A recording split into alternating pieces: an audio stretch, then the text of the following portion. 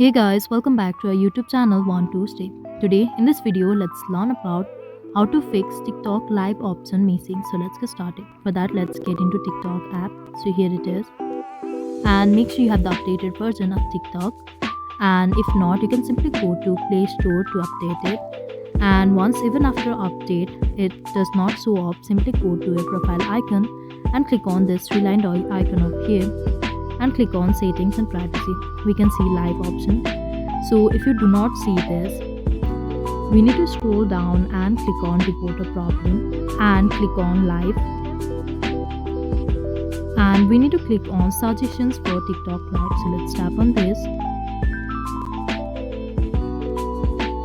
Now click on need more help over here. Now we need to write our problem, that is we are not able to see the TikTok live option in our device. Once you write a message, simply send it from here and it will be sent. So that is all. I hope you liked the video. Please do like and subscribe. Thanks for watching.